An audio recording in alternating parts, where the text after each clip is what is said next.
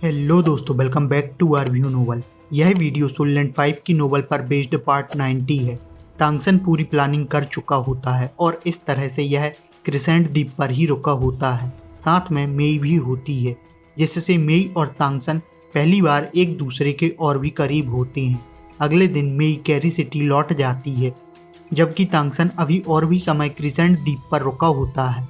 इंसानों के लिए यह पहला ऐसा समय होता है जहां पर वह बिना डर के रह पा रहे होते हैं। दूसरी तरफ तांगसन भी इस अंतहीन नीले समुद्र को देखकर काफ़ी ज़्यादा खुश हो रहा होता है।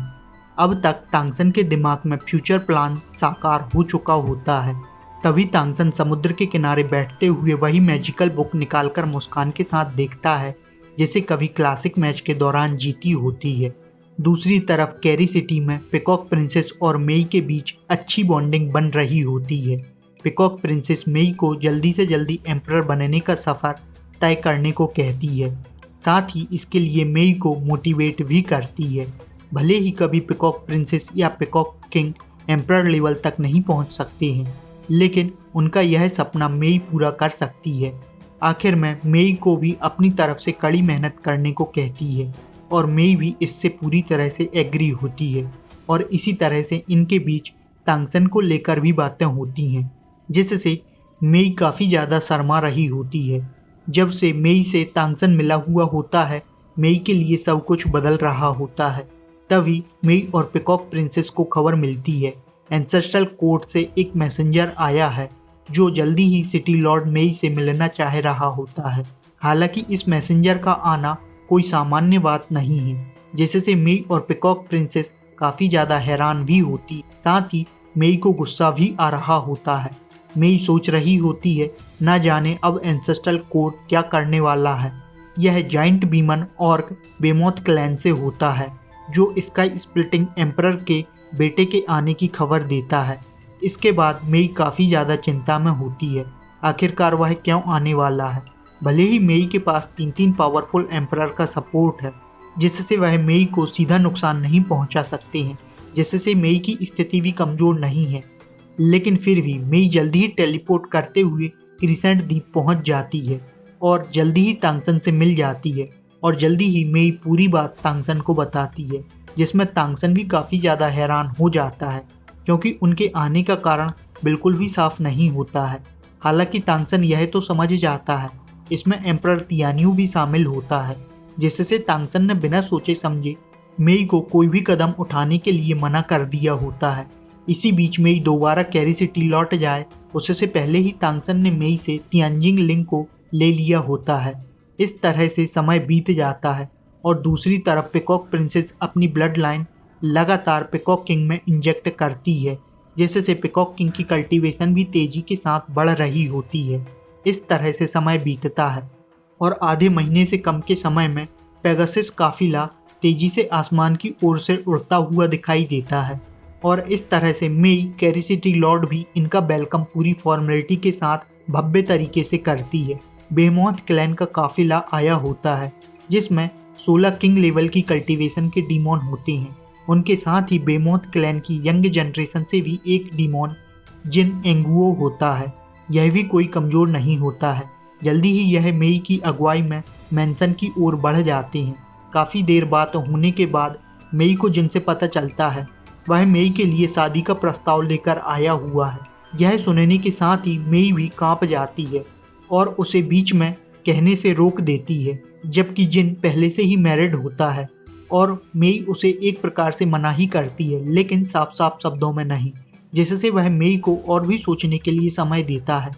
हालांकि यह इतना आसान भी नहीं है, इसमें काफ़ी ज़्यादा राजनीति होती है जो एंसेस्ट्रल कोर्ट मेई के खिलाफ कर रही होती है। साथ ही मेई के फ्यूचर में एम्परर बनने की सबसे ज़्यादा पॉसिबिलिटी होती है और मेई की शादी जिससे भी होती है उसकी भी फ्यूचर में एम्परर बनने की पॉसिबिलिटी बढ़ जाएगी। जब जिन अपने मन में मेई के साथ होने के सपने देख रहा होता है, तब मेई ने साफ साफ ऐसा करने के लिए मना कर दिया होता है, जिससे जिन का चेहरा काला पड़ते हुए उतर जाता है। यह जिन के लिए भी सबसे बड़ा रिजेक्शन होता है और जिन कुछ गुस्से में समय से पहले ही कैरी सिटी से चला जाता है। इसी बीच पिकॉक किंग जियो हे आ जाता है।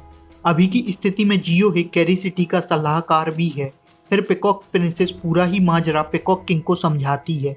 सब कुछ जानने के बाद पिकॉक किंग काफ़ी ज़्यादा इस स्थिति को समझने की कोशिश करता है। दूसरी तरफ तांगसन समुद्र के किनारे बैठा हुआ होता है। तभी सी जाइंट क्लैन के सी डीमोन तांगसन के पास आते हुए दिखाई देते हैं। यह करीब 30 लाख डीमोन होते हैं। वह सभी सी गॉड का साथ देने वाले होते हैं, क्योंकि अब उनके पास कोई और ऑप्शन भी नहीं होता है। साथ ही तांगसन अब किंग लेवल की कल्टीवेशन पर आ चुका है, जिससे तांगसन के लिए भी अब नेक्स्ट स्टेप एम्परर लेवल का होता है। तभी मेई भी पिकॉक किंग के साथ आ जाती है और तांगसन उससे पूछने लगता है क्या हुआ है।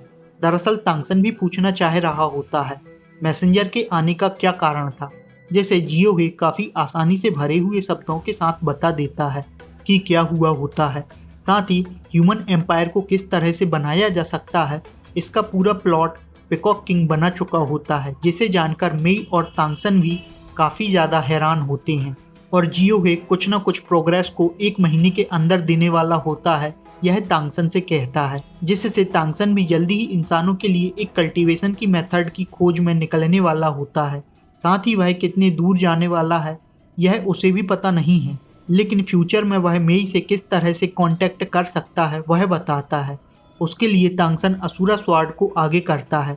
दरअसल मेई और तांगसन दोनों ही असुरा स्वॉर्ड से जुड़े हुए होते हैं, जिससे भले ही यह एक दूसरे से बात नहीं कर सकते हैं, लेकिन एक दूसरे का एहसास जरूर कर सकते हैं।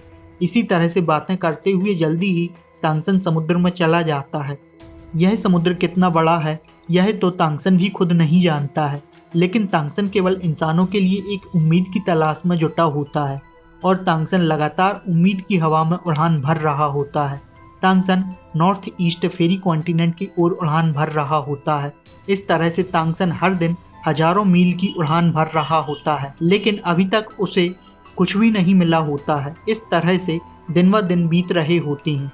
दूसरी तरफ जियोहे ह्यूमन कंट्री को बनाने के लिए दिन रात एक कर रहा होता है और तांगसन के जाने के बाद मेई के पास भी करने को कुछ नहीं होता है, जिससे मेई भी अपना पूरा ध्यान कल्टीवेशन पर दे रही होती है। इस तरह से 7 दिनों का समय बीत चुका होता है और तांगसन लगातार 7 दिनों से उड़ान भर रहा होता है।